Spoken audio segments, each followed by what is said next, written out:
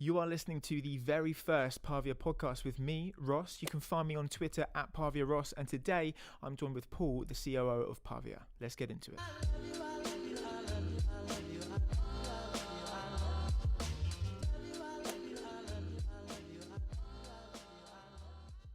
I am joined here today with the one and only Pavia. Paul, how are you doing? I'm okay, thank you. Not too bad. How are you? I'm doing great. Episode 1. It's a big privilege to be here. How do you feel? This is exciting. I mean, we've been talking about doing the podcast for some time. We have. There's a lot going on, but I'm glad we finally got here. And Excellent. how are you, by the way? Welcome to the team. I'm great. Pavia Ross in the house. Indeed, I'm here. Yeah, 2 weeks in. Yep. Yeah, you haven't left yet, so that's a good sign. No, I do exist. I'm not a robot, so Good. Thank God for that. Yeah, So good. yeah, Good so far. excellent. Loving every single second of it. Fantastic. Absolutely amazing. Good man. Paul, let's get straight into it. You Mhm. know, tell us a bit about yourself and where you come from to get where you are today. Okay, right. Well, I'll try and do the background story as quickly as I possibly can. I've been in and around tech most of my career. Started life as a systems engineer in the exciting world of petrochem, which I did for way too long, but I learned a lot. So I've always been involved in technology from day one. But then I kind of got tired of that because the internet was a massive thing, in case you didn't notice. So I started a digital marketing agency, which I ran for quite a period of time. So that was my first startup. So that was amazing. Learned a lot doing that. I'm sure. In some very tough periods of time during that time, but it was amazing. Learned a lot. Then I did consulting for a bunch of years in the hosting industry, which was very exciting. Did some very large projects there, which was a sort of natural evolution of me working in web. And then things got super exciting when I took a role in a gaming company. This is 7 or 8 years ago now. They were a specialist game service company. In fact, they were actually best known for live gaming events. And they'd already been acquired, and that was the point for me to join. But I wasn't interested in the live events. They had this hosting division which caught my eye. Came in to run that. Okay. A lot of it was consumer focused right now, like you know, back then selling servers to like Minecraft servers or CS:GO servers and all that kind of stuff to like, you know, clans and guilds and all this good stuff. But we actually pivoted that business, made it more B2B, and we ended up building out one of the main scaling products for the AAA industry. So the problem we basically solved was scaling games. And the infrastructure and cloud infrastructure and all that good stuff behind it. And then ultimately my division, we carved it out, we sold it again. And that was sold to Unity. So that was super exciting. So I went with the division off to Unity. We did that for a period of time. I was there for 4 years, just an amazing 4 years. I loved every minute of it. High tech growth. You'd see nothing like it. So brilliant company, learned a great deal.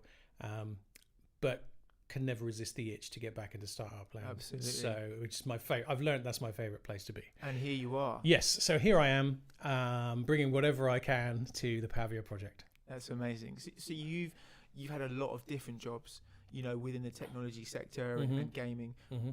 How do you know when it's time to make a move and make a change?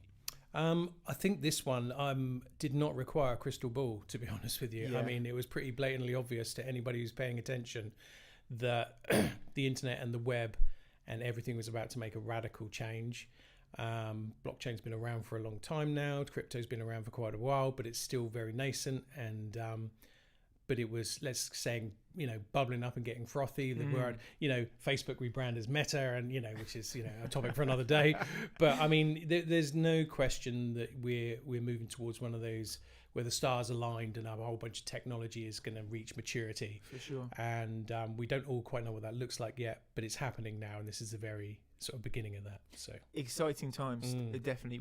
What do you think of when you think of the metaverse? And you know, when it comes to the metaverse, are we talking about, you know, there's going to be one big metaverse, there's going to be several different ones, they're going to be interchangeable? What's your kind of views on that? Okay, cool. That's like a 2-part question. The first one is the definition of the metaverse, and I think I am not going to define the metaverse because frankly it's not defined by anybody.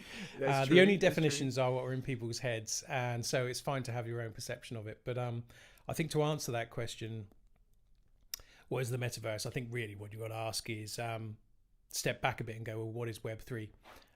For me, that's the most important thing. And you know, the internet goes through these big milestone evolutions. Web 1 was the original internet, which was read only. We're just absorbing information. Web 2 was the read-write internet, as you well know. So all of a sudden, hey, we can publish our own stuff. We can tweet. We can put stuff on YouTube. We can write blogs. We can put our own content out there and have it exist and live on the internet. And Web 3 is building upon that, but it now brings ownership. So what blockchain brings, and my favorite definition for all this is, what would it be like if you could actually own a part of the internet, contractually own it? And that's what this next stage brings, which is super, super exciting, because there's so much that comes with that decentralization or autonomous organizations and all the good stuff. So very, very exciting. It's 100% going to happen. It's happening. It's happened. So there's no going back from this point. But this part of the journey is the exciting bit, because you get to see where it's going to go. Crazy. That's wow. Yeah. I mean, you can't really define it, can you? And it's forever growing and forever evolving. You said, is there going to be one metaverse? Yes. Yeah. I mean, let's certainly hope not. Well, no, I mean, sorry. Let me rephrase that. There will be one metaverse in terms of it's just the next evolution of the internet. But will there be one closed wall experience to rule all? I certainly hope not. You feel like diversity is quite key. 100%. I mean, imagine the internet if it only had one website. That would be a pretty depressing place to be, but it's not. The internet is the internet. That is a single thing, but within it is millions of different websites and different applications and different experiences. Web3 is going to be exactly the same, and the metaverse as a term will encompass multitude of immersive experiences, of which Pavia will be one. Wow. Yeah, that's how I see it. So on the topic of Pavia, we've got this, very young in its early stages. Yep. What kind of stage are you at now with the experience? Where are you kind of sitting? Gotcha. Okay. Well, it's been an exciting few months. Obviously, we've just completed the final land sale in February. So there were 3 land sales in total. As you all well know, we've sold 100,000 plots of land. That is entirely done now, which is super exciting. We've just been bowled over by the response and the enthusiasm and the excitement around the project. Just amazing. I mean, every land sale I think was sold out in less than 30 minutes, and the last one was no exception to that. And in fact, it was 13 times oversubscribed. Wow. So the appetite is really there for this project. Which is just amazing. So that's where we are in terms of that side of things. But now, of course, we're doubling down on the build. I would say in sort of game development parlance, we're in pre-production and prototyping phase right now. So a project like this is not an insignificant undertaking. Whilst we're not building like an MMO or anything like that, I wouldn't call it like that from a gaming experience, but the foundational technology is a lot like it. So first of all, we have an enormous map. Huge. I mean, 100,000's not. Yeah. I mean, it's huge.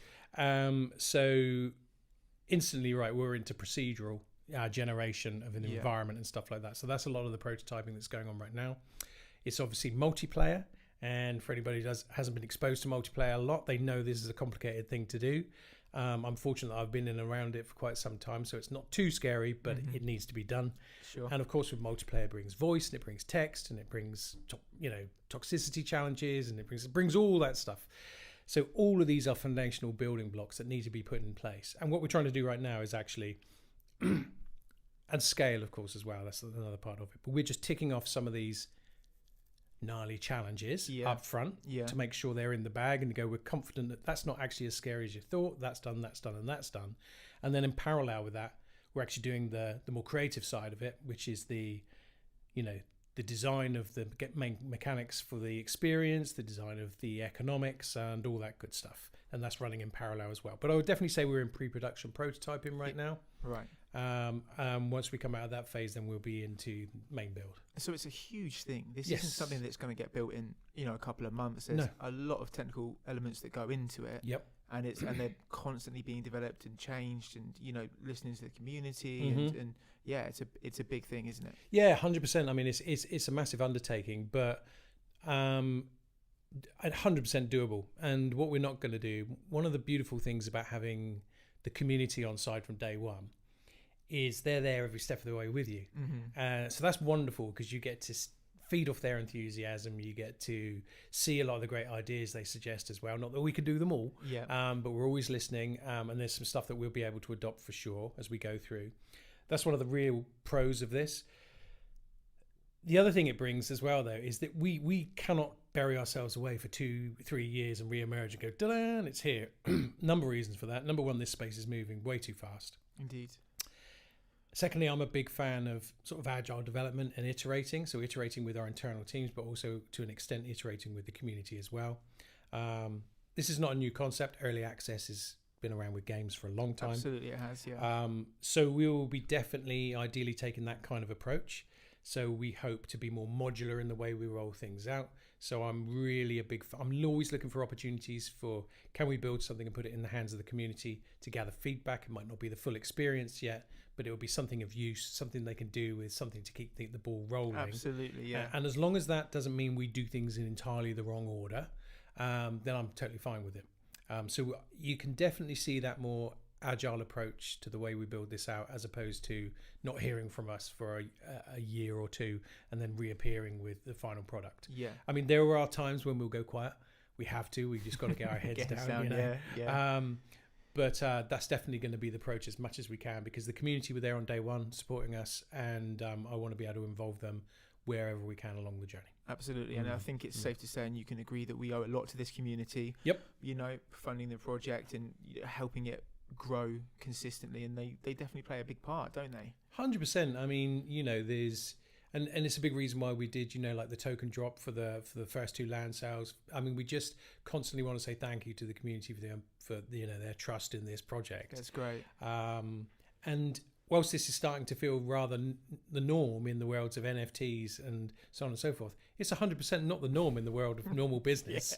You know, I mean, I guess it is if you compare it to the likes of Kickstarter and stuff like that. So crowdfunding projects is not a new thing. Yeah. But the technology behind it, and you know, in our particular case, the sale of virtual land and all the rest of it is different again. So what it does mean is you run the project in a slightly different way.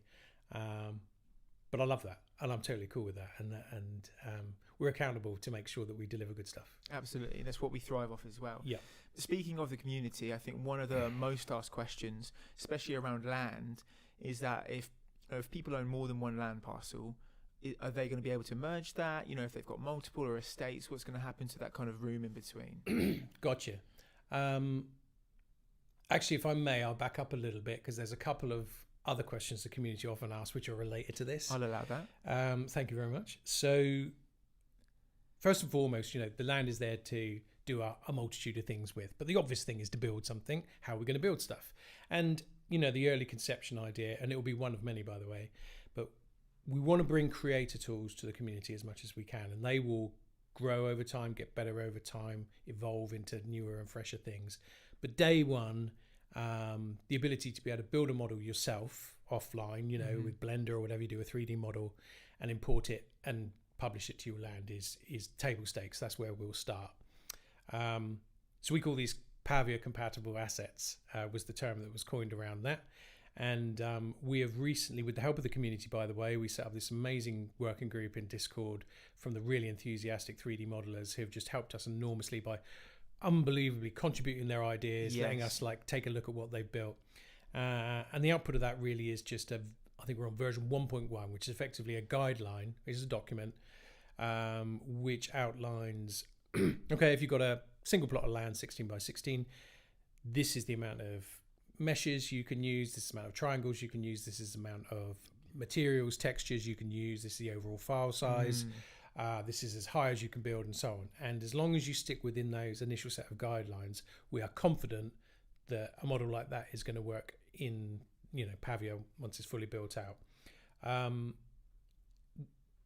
They can look like they're a little constraining, but there's a whole bunch of considerations around this. First of all, once you know what you're doing and how you know how to, you know, combine meshes and combine objects and stuff like that, you can actually take some really smart looking stuff and then just adapt it to meet those guidelines, and boom, you're good to go. And there's loads of community members that have produced amazing stuff. The other thing to think about as well is this is user generated content that's going to be hosted in the cloud.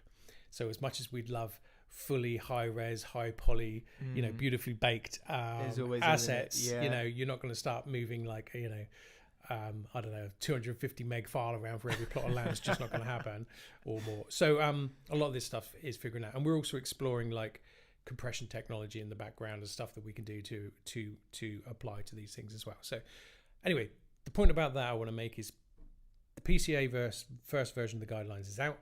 If you go, there is a channel specifically in Discord for this. So if you're interested in modeling and getting ahead of the curve and creating your first pass of what you might think you want to put on your land, go to that channel in the Discord. Please the check it guideline out. is there. Absolutely, check it out, download it, ask questions to the group, and model around those. So that's the first thing. Now to your question though, the second question, which comes up a lot, I know, which is if you've got more than one plot of land and they're adjoining in some way, maybe it's just two plots that are adjoining together, not adjoining by the corner, by the way, but obviously by the flat edge, or maybe you've got an estate, you're fortunate to have 3x3, you know, what happens? Well, question number one, is there pathways or roads in between these plots of land? And the second one is, if there is, what happens to them if we have two adjoining plots? Right, okay. This comes up a lot. The answer I'm going to give is we don't know yet. But and we are deliberately taking our time over this. So, and there's good reason for it, by the way. We're working hard on the environment right now and procedurally generating that environment. And within that prototyping, there's a lot of potentially really exciting things that we could do. And it will be easy just to say, oh, you just adopt the land that's in between. But actually, there might be some really beautiful things we could do if we just move the plots together and reclaim some land and create some variety and shape and all the rest of it in the environment. Yeah. So none of this is set in stone. We definitely haven't got the answer for it right now. So that's why we can't answer the community. I think the safest thing to do if you want to build a PCA that goes across more than one adjoining land, then assume that a 16 by 16 and a 16 by 16 makes 32 by 16 and build for that scale. And then, hey, you never know, you might end up with a bit more room once the thing's totally built out. So that's the best guidance I can give at this stage until we get all this figured out. Okay, so when we're talking about everything that's going on in Pavia, what are the platforms that you're trying to address straight away? Oh, in terms of platform, so initially we will be targeting desktop, so PC, Mac. So this will be a downloadable experience that you run locally. It's not browser based as the primary target. It's definitely downloadable, right? Which is a good thing. Well, there's pros and cons to all these decisions. One of the beautiful things about browser based games is there's literally zero friction to get into it because everybody spends their life in a browser these days. One of the big downsides of the browser is the browser just doesn't have access to the resources of your computer like a full-blown application does. And you're really limited to what you could do. So our plan is, we're building on Unity. It will be a downloadable application that you run on PC and Mac. But it will have some companion stuff that exists in the browser. Okay. Which will be smaller, more lightweight things, but it will be a way of like helping with the social side of things of the Pavia experience, being able to share stuff with friends, that kind of thing is the plan. And in fact, we kind of already have that weirdly now already, because we have the map, and the map actually has some authorization. You can log in, you can create an account, you can add your Discord, add your Twitter. If you're a landowner, you can message into parcel messaging, and that has been used enormously as well. You can put your avatar on your land. So it's basic stuff, but the adoption of it is phenomenal. It's huge. And that's all running in the browser. So that's I guess that's an early signal that actually keeping some form of browser component to the experience is important. So I'm really, really keen to do that because obviously downloading the application is something you have to do. I'm 100% confident that a downloadable application will provide a much richer experience. So we're definitely going down that route. You have managed to answer a lot of questions and avoid questions. But I guess my last one is, I'm sure there's a lot of exciting stuff coming up in the following year. Anything you can tell us about? Ooh, you're trying to get me to leak stuff. I'm trying to get you to leak stuff. Do you know what? I mean, I would say, well, yes, that 100% there's a hell of a lot of exciting stuff to come. Good. Because there is so many different things on the table right now, I'm not going to commit to any one thing. But what I can tell you, though, is we are working very hard to explore all avenues in terms of the project acceleration, in terms of the people that we get involved. So we're very fortunate. So we have an in-house team, which is amazing. We also have an element of freelancers and contractors that work on this project as well. Some of those are highly specialized people from the games industry, be it around multiplayer, networking, procedural stuff. That's huge. So, and we're continuing to grow that element of the team as well as the in-house team as well. And we're looking closely at advisor board as well. So we can have people, who ensure that we stay on track and offer their guidance and their counsel there. Wow. So that's very, very exciting. Great stability, So yeah. I mean, what we're not doing is going. We are hiring for sure, but we're not going hire. What we're doing is we're trying to stay lean where it makes sense to, and bring in the big guns where it makes sense to. It needs to. Yeah, amazing. Yeah. So, and I'm confident that there's going to be some exciting things that come off the back of that. So it's a new project, Mm-hmm. forever growing, Mm-hmm. forever evolving, Mm-hmm. and a lot of exciting stuff to come. A lot of exciting stuff to come for sure. Amazing. Well, you heard it here first. Just to finish off with, we are going to do the Pavia 10 quick questions for Paul to answer as quick as he can. Paul, Right. are you ready? I guess I am. Go on then. Okay, here we go. First game you ever played? That would. Oh my god, I'm going to show my age here now. Well, obviously, apart from like Space Invaders on an arcade, owned game would probably be a game called Grid Runner on a Commodore. Grid Runner, okay. On a Commodore VIC-20. Okay. If anybody watching this knows what that is, I know how old you are. Amazing. Yes, but an amazing game. Something off your bucket list. Something off my bucket list. I would. I'm passionate about music and music production. I've always loved the idea of being able to score like a film or a drama. Wow, or something like score that. to a film. Yeah, Okay. yeah. What is your favourite film? Embarrassingly, I think it's probably Jerry Maguire. I don't know why. I just love it. Amazing. Okay, Garden Gnomes. Love them or hate them? That's definitely probably a hate. Strong word, hate, but yeah, Hate I'll them. go there. You win the lottery tomorrow. What's the first thing you're buying? A holiday for sure. Holiday. Yeah. Brilliant. Do you believe in ghosts? No. No. I would say no. What type of animal do you think you're most like? What type of animal Yep. am I most like? A dog with a bone. A dog with a bone. Okay. I'm not going to read into that one too much. What actor would play you in a film about yourself? Tom Hanks. Tom Hanks. Probably. Swimming or running? I am terrible at both of those things. But I'd have to pick running, I guess. Running, perfect. And just lastly, if you could pick any superpower, what would you have?